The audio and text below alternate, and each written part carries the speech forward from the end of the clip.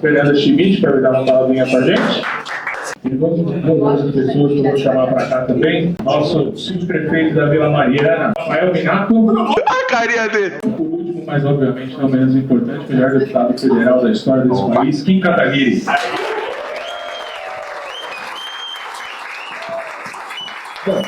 Puta merda, você é zoeiro mesmo, hein, cara? Tá me ouvindo? Boa noite, pessoal.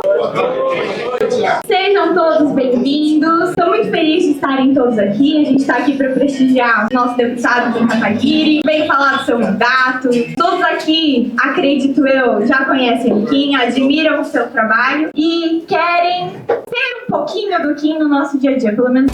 Ô, caralho, me assombra, porra. Ele fez de novo. Boa noite, prazer estar aqui em São José. Alguém trouxe algum bolinho caipira pra mim? Pô, cara. Falta de consideração. Foda-se, foda-se, foda-se, foda-se, foda-se, foda-se, foda-se. Quer dizer que é um prazer estar aqui em São José e começar falando sobre a Fernanda, porque eu vim aqui no caminho pensando, uma das características que eu mais valorizo na vida, agora dentro do Movimento Brasil Livre, que se confunde boa parte com a minha vida, é lealdade. E a Fernanda foi uma pessoa que sempre foi leal ao movimento, sempre foi leal aos seus valores. A Fernanda disputou as últimas eleições, inclusive contra um traidor histórico que nós temos aqui na cidade. Perdeu as eleições, mas diferente de muitos que entraram para o Movimento Brasil Livre, escolheram o caminho mais difícil inicialmente, pensando que ele fosse ser mais fácil do que eles imaginavam, e perderam as eleições e depois escolheram o caminho fácil de colar nas costas do Bolsonaro e se eleger sem fazer trabalho nenhum. Ela não fez isso. Ela continuou leal no momento difícil, no momento de baixa. Então, a primeira coisa, eu estando em São José, que eu preciso falar é dessa lealdade, é dessa firmeza de caráter dela, que eu não tenho a menor dúvida de que vai render frutos no futuro. A gente tem um dos maiores exemplos do movimento, que é a Amanda Vettorazzo. Perdeu a eleição municipal, depois perdeu a eleição estadual e venceu agora, e hoje é uma das figuras mais influentes, nacionalmente conhecidas do movimento, e ninguém dentro do movimento tem nenhuma dúvida em relação à lealdade dela, porque nos momentos mais difíceis que a gente passou, nas duas derrotas que ela enfrentou, ela se manteve de cabeça erguida, e assim a Fernanda, eu não tenho a menor dúvida de que vai seguir esse mesmo caminho. Então, esse é o primeiro ponto que eu tenho para falar. E o outro ponto é que nós, nesse ano, apesar de ser um ano difícil, é um ano de eleição, é um ano em que principalmente quem disputa a eleição se estressa muito, dorme pouco, leva muito processo, eventualmente toma uns cascudos na rua, mas é um ano que, apesar de difícil, apesar da gente ter o desafio de montar chapas de deputados federais em 27 estados, deputados estaduais em 26 estados e deputados distritais em uma entidade da federação, e sem, né, acesso ao fundo partidário e com um fundo eleitoral 100 vezes menor do que os maiores partidos e sem ter acesso a tempo de televisão. Então, assim, o nosso primeiro desafio é atrair candidato. Nosso primeiro desafio é falar, bom, por que eu vou disputar eleições com vocês? E a minha primeira alegria é saber que a gente já tem mais de 1000 pessoas que se cadastraram falando, eu quero disputar a eleição. Mesmo nessas condições, mesmo sabendo que em outro partido eu vou ter dinheiro, mesmo sabendo que em outro partido eu vou ter tempo de televisão, mas eu não acredito em fazer política em nenhum outro partido e por isso eu quero estar com vocês. Então, apesar de ser um ano muito difícil, esse ano tem tudo para ser o nosso ano mais vitorioso. Esse ano tem tudo para ser o nosso ano mais glorioso. Porque os maiores momentos de pancada em opinião pública, os maiores momentos de impopularidade, os maiores momentos de desgaste passaram. O momento em que o petismo pensou que fosse nos destruir, pós-impeachment da Dilma, passou. O momento que o bolsonarismo pensou que fosse nos destruir, quantas vezes eu não escutei, agora que vocês estão criticando o Bolsonaro, você não se elege nem para síndico. Eu nunca vi um síndico ter 300 mil votos. Então, os momentos mais difíceis a gente passou juntos. A gente sabe quem são as pessoas mais leais. A gente sabe que tem muito mais pessoas se aproximando e sabendo que o nosso caminho é o caminho mais difícil, porque não se espantem em saber que a classe política olha para o Movimento Brasil Livre, olha para quem disputa a eleição no Movimento Brasil Livre, olha para quem perde a eleição no Movimento Brasil Livre e faz cálculo.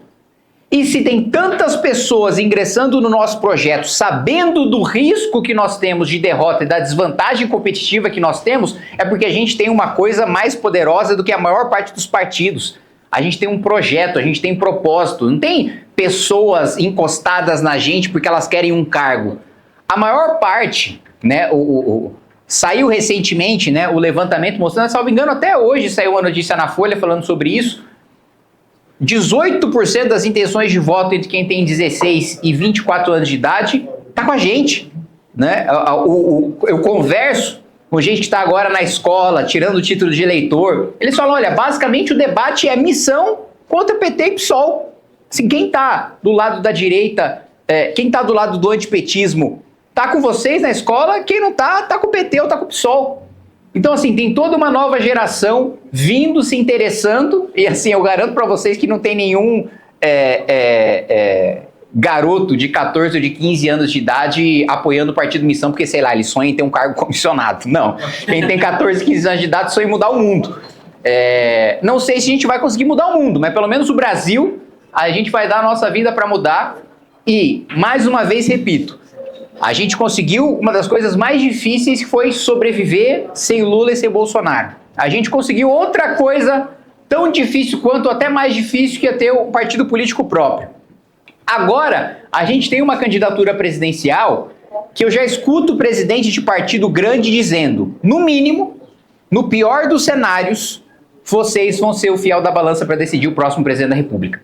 No pior dos cenários, se vocês forem mal, se vocês forem derrotados, no segundo turno o apoio de vocês vai decidir o vencedor. Esse é o pior cenário que a gente tem. E esse pior cenário é um cenário de extrema relevância. E esse pior cenário é o cenário que mostra o quanto existe de medo hoje na classe política, o quanto existe de medo hoje em tanta gente que tem rabo preso e que sabe que só a gente tem coragem de falar, o medo que essas pessoas têm da gente atingir posições cada vez maiores de poder. Eu tinha certeza que quando o partido saísse, ia pegar imprensa e classe política de surpresa, como pegou, o pessoal, não é possível. Saiu o partido? Puta, e ainda dá tempo de a gente fazer alguma coisa para barrar? Então, já foi aprovado.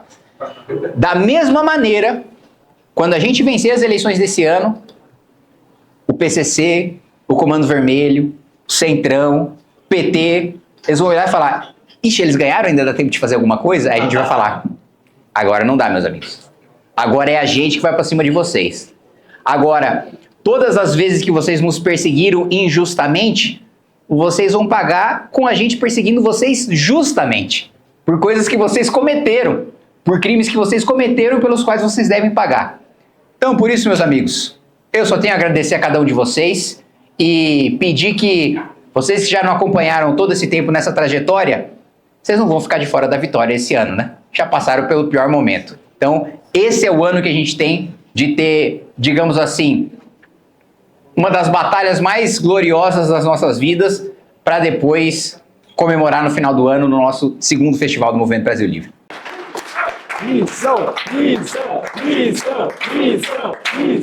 E uma coisa que eu esqueci de falar. Tota é melhor!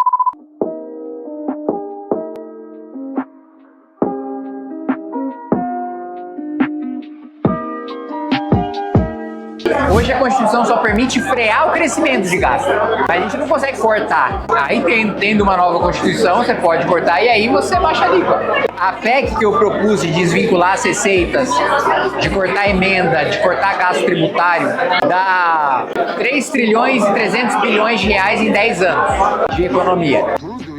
Mantendo ainda a política de valorização real do salário mínimo. O cara é foda, patroa. Se a gente pegar 1 tri e investe, 2 tri 300 bi corta imposto, já dá uma bela baixada.